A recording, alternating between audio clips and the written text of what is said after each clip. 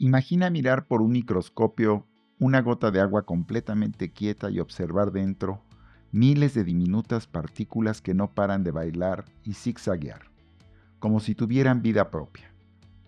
El misterio que envolvió el movimiento browniano desde su descubrimiento tardó casi un siglo en resolverse.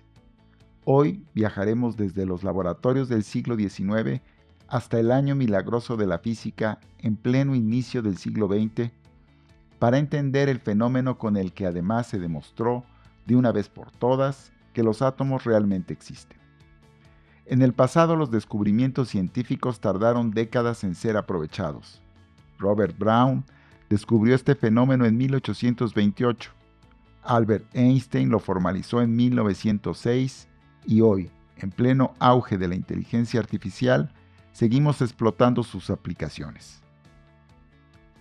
¿En qué consiste el movimiento browniano? El botánico escocés Robert Brown nació el 21 de diciembre de 1773, quien fue pionero en el uso del microscopio y entre muchos estudios que realizó, hubo uno que le dio fama. Al estudiar los procesos de fecundación de la flor Clarkia pulcheya, notó un fenómeno algo extraño. Se percató del movimiento de pequeñas partículas de polen suspendidas en el agua, las cuales mostraban un desplazamiento estocástico que llamó su atención y describió de la siguiente forma. Al examinar estas partículas sumergidas en el agua, observé que muchas de ellas evidentemente estaban en movimiento. Su movimiento no solo consistió en un cambio de lugar en el fluido, se manifestó por alteraciones en sus proporciones relativas y con frecuencia en un cambio de forma en la propia partícula. Como todos los científicos llamados por su curiosidad, Robert Brown examinó muestras de otras sustancias, tanto orgánicas como inorgánicas, y concluyó sus observaciones con un escrito, el cual fue publicado en 1828, en el que narró lo que vio, acompañado de algunos datos de su experiencia con esas partículas. Y aunque Robert Brown no descubrió ese movimiento, su artículo y posterior defensa a sus observaciones le valieron distinguir estos extraños movimientos con su nombre. Aunque no dijo nada concluyente en su informe, varios investigadores de manera equivocada afirmaron que su trabajo demostró la realidad de las teorías vitalistas, las cuales afirman que los seres vivos poseen una fuerza vital inmaterial única que los distingue de la materia inerte, en alusión clara al animismo. Frente a estos comentarios, Robert Brown dirigió una carta a la comunidad científica negando que sus descubrimientos tuvieran algo que ver con las teorías vitalistas, pues el movimiento observado se produjo tanto en partículas orgánicas como inorgánicas. Además que el mismo fenómeno lo observó en un cuarzo con agua estancada en su interior, con pequeñas partículas, muy seguramente aislada del medio ambiente desde hace millones de años. El movimiento browniano estuvo en el olvido entre los físicos por muchos años, hasta que a mediados del siglo XIX, con los avances de Rudolf Clausius, John Maxwell y Ludwig Boltzmann en la teoría cinética de los gases, fueron desenterrados del olvido. Algunos científicos interesados en el movimiento que describen las partículas de polen suspendidas en el agua compararon dicho movimiento con el de las partículas de los gases, para así poder determinar en lenguaje matemático su movimiento. El movimiento observado es estocástico, es decir, que se produce al azar y continuo según se observó. Antes de las publicaciones que resolvieron el misterioso movimiento browniano, las opiniones se dividieron como en un partido de fútbol, entre quienes aseguraron que los átomos existen y quienes creyeron que se trataba de una bonita forma de justificar lo inexplicable. Como la ciencia no se fundamenta en ideas, sino en la realidad, en hechos concretos, fenómenos predecibles que pueden ser expresados de forma matemática para construir teorías, Einstein cogió al toro por los cuernos y se propuso explicar las razones por las cuales las diminutas partículas suspendidas en un líquido no paraban de moverse nunca. La hipótesis que tiene Einstein en mente es que las partículas de polen en el líquido son impactadas por otras más pequeñas a su alrededor, ocasionando su movimiento, es decir, que los átomos del agua, invisibles al microscopio, golpean los cuerpos visibles y originan su movimiento aleatorio. Para resolver el problema de las causas del movimiento de las partículas, Einstein, en lugar de poner su atención en el origen del movimiento, los átomos invisibles para el ojo humano, dirigió su atención en el resultado, es decir, en los desplazamientos de los pequeños cuerpos que sí pueden observarse con un microscopio.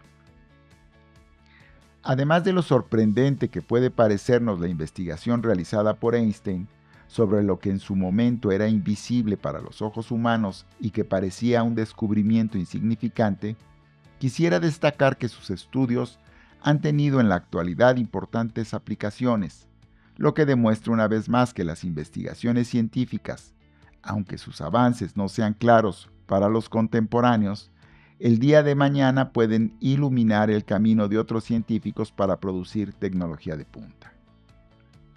Soy Ricardo Pineda Tirado y estás en Ciencia Channel, el canal donde sintonizamos nuestro raciocinio con el del espectador para hablar de ciencia. Quédate a ver este video hasta el final, si te interesa conocer cómo a partir del misterioso movimiento browniano, Einstein realizó sorprendentes descubrimientos con los que marcó los nuevos horizontes en la física moderna que ahora moldean avances tecnológicos de punta. Acompáñame en este viaje a comienzos del siglo XX para que observemos cómo uno de los físicos más importantes de la historia hace ciencia con sus conocimientos, ingenio, papel y lápiz, sin necesidad de un costoso laboratorio. Recuerda, el conocimiento es poder y la ciencia es la sustancia del pensamiento racional. Comencemos. Einstein concentra su atención en un fenómeno insignificante por muchos años. En el año de 1905, Albert Einstein publicó 4 artículos que modificaron la forma como observamos los fenómenos naturales hoy día. Uno de ellos se llama Sobre el movimiento de pequeñas partículas suspendidas en un líquido estacionario, según lo requerido por la teoría cinético-molecular del calor. El ensayo es de unas 10 cuartillas escritas a máquina traducido al inglés, el cual, además, lo publicó en español la Revista Bolivariana de Física en el año 2005. Ambos los puedes encontrar en la web. En su introducción, Einstein mencionó el motivo y propósito de su estudio, que definió de la siguiente forma. En este artículo mostraré que, de acuerdo a la teoría cinético-molecular del calor, cuerpos visibles de tamaño microscópico, suspendidos en un líquido, ejecutan movimientos de tal magnitud que pueden ser observados fácilmente bajo un microscopio. Ello como consecuencia de los movimientos moleculares del calor. Es posible que los movimientos que trataremos aquí sean idénticos al así llamado movimiento browniano molecular. Sin embargo, la información que dispongo al respecto es imprecisa y no puedo emitir algún juicio sobre la materia. Einstein comenzó advirtiendo que si el movimiento en cuestión se puede observar y resultaran válidas las ecuaciones derivadas, sería posible lograr una determinación exacta de las dimensiones atómicas reales, con lo que la termodinámica clásica ya no podría verse como una teoría aplicable con precisión aún a los cuerpos distinguibles al microscopio. Por el contrario, si las predicciones de dicho movimiento probaran ser incorrectas, se tendría un argumento de peso contra su teoría propuesta, la concepción cinético-molecular del calor. Einstein postuló desde la teoría del movimiento de las partículas en suspensión que deben estar sujetas a una presión sobre la membrana semipermeable que las separa de otras de mayor concentración. Cuando esta presión se distribuye de manera heterogénea, da como resultado un proceso de difusión o movimiento azaroso en los pequeños cuerpos cuyas propiedades pueden ser calculadas. En otras palabras, Einstein afirmó que las partículas de un gas o las de polen suspendidas en el agua reciben cierta cantidad de presión en su entorno que las mueve de manera estocástica y que estas propiedades pueden ser calculadas. De esta manera, Einstein obtuvo una ecuación para el coeficiente de difusión o movimiento azaroso, determinando el cambio temporal y espacial de las concentraciones de la sustancia en la solución, lo cual depende solamente del coeficiente de viscosidad, es decir, de la fricción del líquido sobre las partículas y del tamaño de las partículas suspendidas, junto con la temperatura y una constante. Quizá el querido espectador está un poco confundido ante las palabras de Einstein, pero estoy seguro que si me sigues en la descripción del ensayo, quedará claro lo que realizó y cómo lo consiguió sin necesidad de un laboratorio de miles de millones de dólares. Me refiero a que Albert Einstein realizó ciencia a partir de sus conocimientos profundos de física y matemáticas. Lo más valioso para los que somos entusiastas de la ciencia es tener la posibilidad de seguir el desarrollo de su teoría directamente del ensayo que dejó para la posteridad, y con ello aprender a desarrollar principios científicos con las herramientas de las matemáticas y de las leyes de la física, como lo hizo el genio de la física moderna. En los siguientes 2 capítulos entraremos en detalle a conocer algunos de los pasos que dio Einstein para obtener leyes que han trascendido hasta nuestros días. Presión sobre una membrana semipermeable que contiene partículas. A continuación veremos cómo Albert Einstein propuso una fórmula para refutar las hipótesis de la termodinámica clásica, tal como lo advierte en el inicio de su ensayo, en el que comienza señalando y cuestionando la visión clásica de la termodinámica. Si en el volumen fraccional B asterisco se encuentran suspendidas pequeñas partículas, en lugar de la sustancia disuelta, entonces, de acuerdo a la teoría clásica de la termodinámica, no esperaremos encontrar fuerza alguna actuando sobre la membrana, ya que según los conceptos usuales, la energía libre del sistema parece ser independiente de las posiciones de las partículas suspendidas y de la membrana. En su lugar, solo depende de la masa total y de las cualidades del material en suspensión, así como de la presión y temperatura. Esto nos puede parecer confuso, pero Einstein nos explicó en lenguaje científico que si tenemos una membrana a la que podemos referirnos como una bolsa inflada en el interior de un tanque que contiene también algún gas, de acuerdo a la termodinámica clásica, no se espera encontrar fuerza alguna sobre las paredes de la bolsa. Es decir, que el plástico de la bolsa no sufre un golpeteo continuo que la mantiene hinchada. La energía libre del sistema parece ser independiente de las posiciones de las partículas y solo depende de la masa, la temperatura y presión. Sin embargo, desde el punto de vista de su teoría cinético-molecular del calor, llega a un concepto diferente. De acuerdo a su teoría propuesta, una molécula disuelta se diferencia de un cuerpo en suspensión solamente por sus dimensiones, y por tanto es difícil dejar de pensar que los cuerpos suspendidos no produzcan la misma presión osmótica que la misma cantidad de partículas disueltas. Tenemos que asumir que los cuerpos suspendidos realizan un irregular y lento movimiento en el líquido debido al movimiento de las partículas. Si el muro impide dejar el volumen o salir fuera de la membrana, ejercerán fuerzas sobre él exactamente igual que lo hacen las moléculas disueltas. Einstein nos dice con lenguaje científico que las pequeñísimas partículas contenidas en el interior de la bolsa, con su movimiento en realidad golpean las paredes de plástico de esa bolsa, las cuales a su vez producen una presión y movimiento sobre los cuerpos contenidos en el volumen exterior que mueven los pequeños cuerpos suspendidos. Al referirse a los cuerpos, podemos pensar en las partículas visibles con el microscopio, que se mueven debido a las pequeñas partículas invisibles contenidas en la bolsa. A continuación, Einstein va a traducir este lenguaje con el que realizó sus descripciones al lenguaje matemático.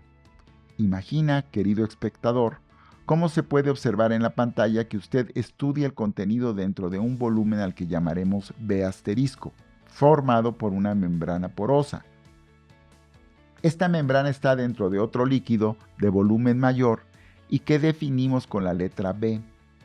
Se observa a través del microscopio una cantidad indeterminada de moléculas gramo que llamaremos Z suspendidas en el líquido, contenidas dentro de la membrana.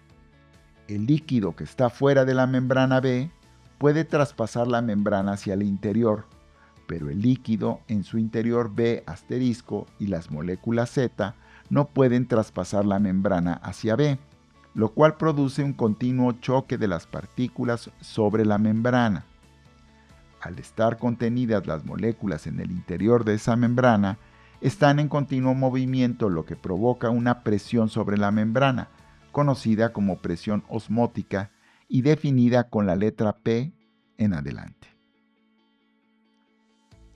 Siempre que el volumen contenido en la membrana y las partículas sean suficientemente grandes, capaces de mantener inflada la bolsa, podemos utilizar el lenguaje matemático para describirlo con la siguiente ecuación que propone, en donde la presión osmótica P multiplicada por el volumen contenido en la membrana B asterisco, es decir, la que está dentro de la bolsa, es igual a la constante de Boltzmann por la temperatura y la cantidad Z de moléculas por gramo.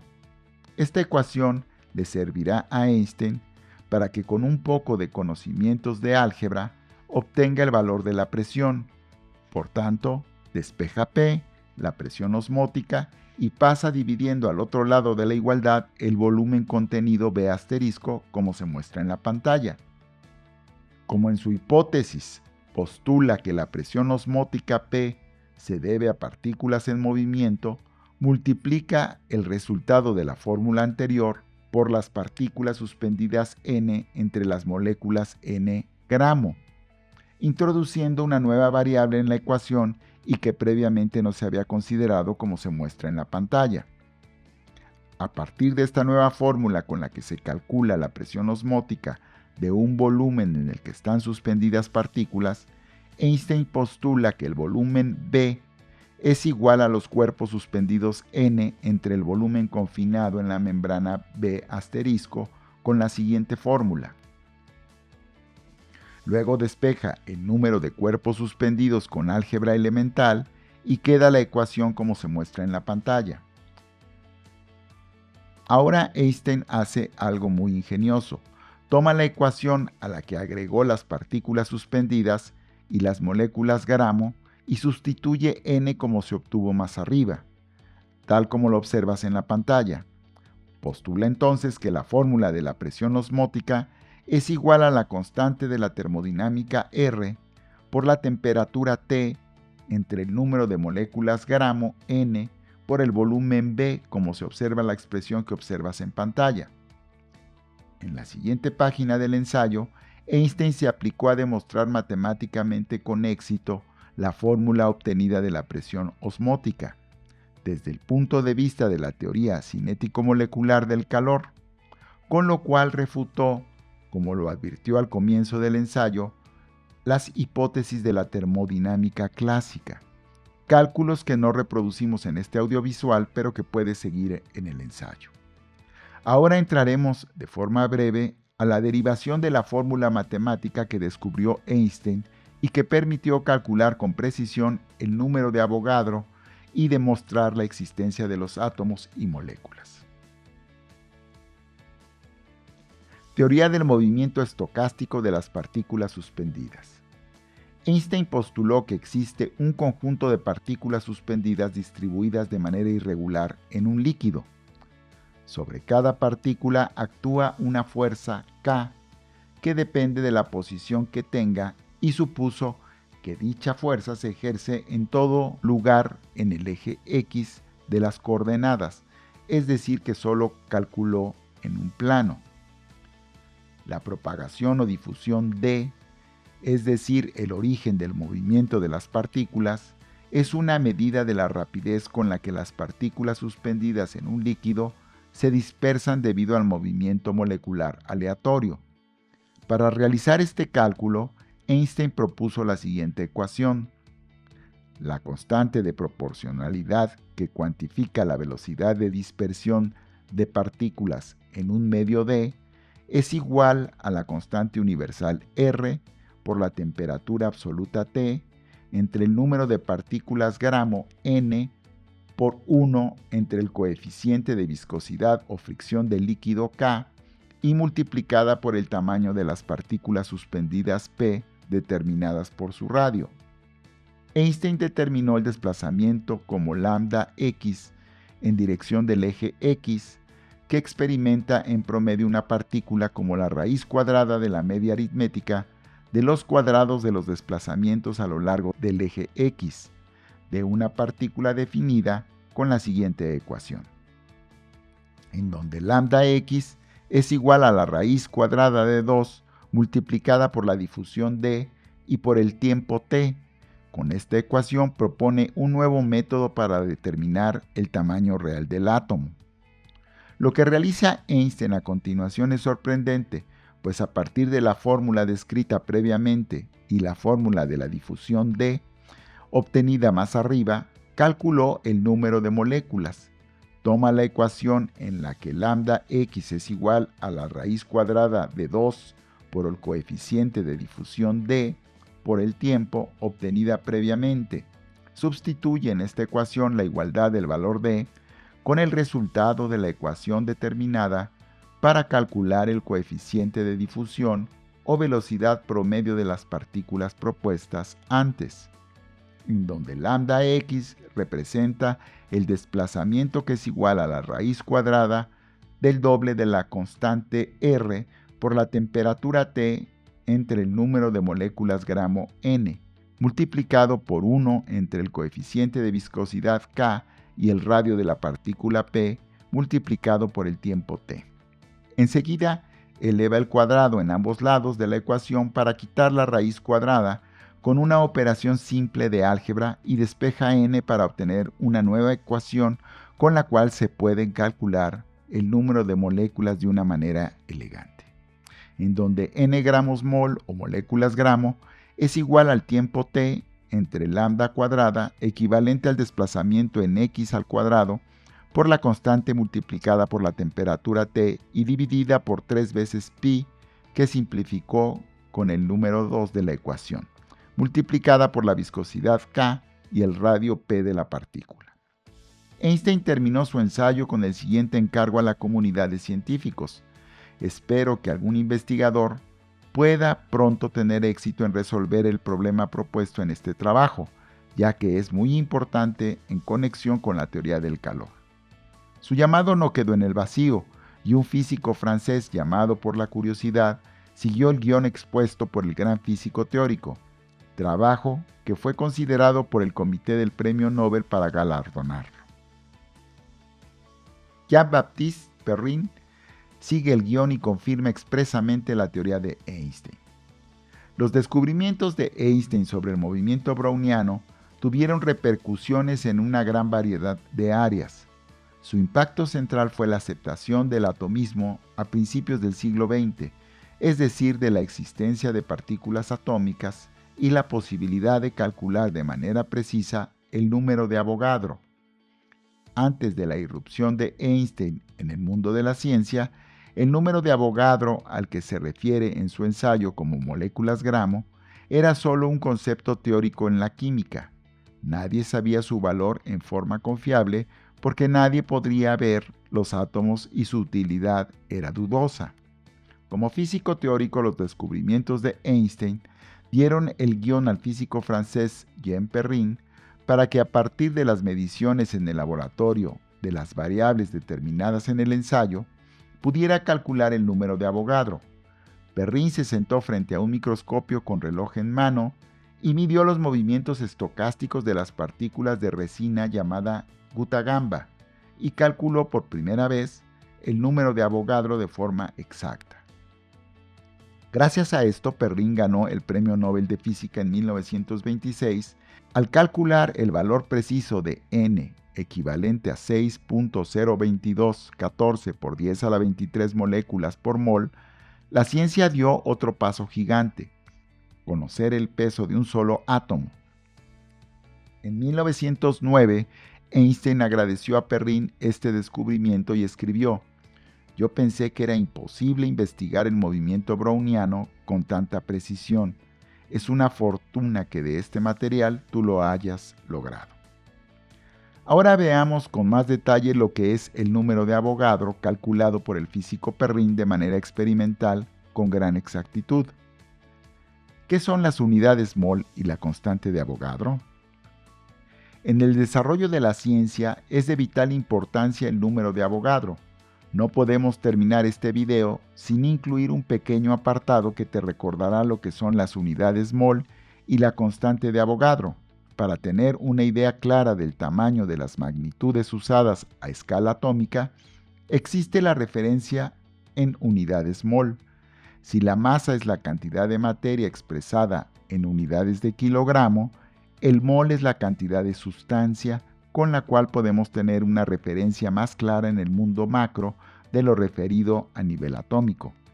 Si se tiene una muestra de alguna sustancia, no podemos contar los átomos que tiene. Esto significa que necesitamos una relación entre la masa media de un elemento y algún número conocido. El Sistema Internacional de Pesas y Medidas estableció el mol como la unidad para medir cantidad de sustancia. Entonces, la magnitud que describe una cantidad de sustancia relacionándola con el número de partículas de esa sustancia se llama mol. El número de entidades elementales como moléculas, fotones, átomos o partículas existentes en un mol de sustancia es por definición una constante que no depende del material ni del tipo de partícula consideradas, cantidad que se conoce como constante de Avogadro y definida como constante de Avogadro igual a 6.022.14076 por 10 a la 23 mol a la menos 1. Invirtiendo esta relación se obtiene la expresión exacta para el mol en función del número de Avogadro. Por tanto, un mol es igual a 6.022.14076 por 10 a la 23 entre el número de Avogadro. Resultado de esta definición es que el mol es la cantidad de sustancia de un sistema que contiene 6.022.14076 por 10 a la 23 entidades elementales especificadas. No nos queda más que informar al querido espectador sobre algunos de los avances tecnológicos que se han producido a partir de los descubrimientos hechos por Albert Einstein relacionados con el movimiento browniano. Repercusiones actuales de los cálculos de Einstein sobre el movimiento browniano. En su momento, a comienzos del siglo XX y de gran importancia, podemos afirmar que Albert Einstein demostró de manera indubitable la existencia del átomo que compone las moléculas, átomos que están presentes en un líquido al moverse, chocan contra las partículas diminutas de polen y las mueven. Algunos científicos de la época como Ernst Mach, Wilhelm Oswald, fueron escépticos de la existencia de los átomos, hasta el grado de afirmar que su existencia se trataba de trucos matemáticos útiles para la química, pero que en realidad no existen, lo cual fue refutado de manera elegante con las ecuaciones de Albert Einstein y prácticamente con los experimentos de Jean Perrin. La teoría del movimiento browniano desarrollada por Albert Einstein es muy amplia, pues se enriquece de distintos puntos de vista dependiendo de sus aplicaciones. En el ámbito de la farmacología y de la medicina, permite diseñar nanopartículas que transportan medicamentos dentro del cuerpo hasta llevarlos al lugar preciso donde se necesitan. Los cálculos del movimiento browniano ayudan a los científicos para que estas partículas de medicamento se difundan y alcancen las células enfermas de forma autónoma. En el ámbito de la ecología, los estudios de Albert Einstein ayudan a predecir cómo se propagan los contaminantes químicos, el humo en la atmósfera y los microplásticos en los mares. En el desarrollo de la inteligencia artificial, se utilizan los procesos estocásticos inspirados en el movimiento browniano para que la IA explore soluciones óptimas en problemas complejos, evitando que se quede atrapada en respuestas incorrectas. Dentro de la economía y específicamente en el ámbito de las finanzas, se utilizan las mismas ecuaciones de difusión de Einstein de acuerdo al modelo matemático de Black-Scholes, el cual es fundamental en Wall Street para calcular el precio de las opciones financieras. el movimiento impredecible de los precios de las acciones se modela como si fueran partículas brownianas. Muchas gracias por haber llegado hasta el final de este video. No te pierdas nuestros documentales sobre física cuántica. Iniciamos con el descubrimiento de las constantes de Planck, del cual te dejo una liga para que si te interesa lo veas. Si te interesan los teoremas de incompletitud de Kurt Gödel, la teoría de la relatividad de Einstein y la física cuántica, te recomiendo mi libro Matemática, Relatividad y Cuántica. Te dejo más información en la sección de comentarios. Gracias, querido espectador, por suscribirte a mi canal y darle un like al video si te gustó. Deja tus comentarios que para mí son muy valiosos. Gracias a la plataforma de YouTube por permitirme subir este contenido y difundirlo. Muchas gracias a Google por permitirme el uso de la inteligencia artificial. Gracias.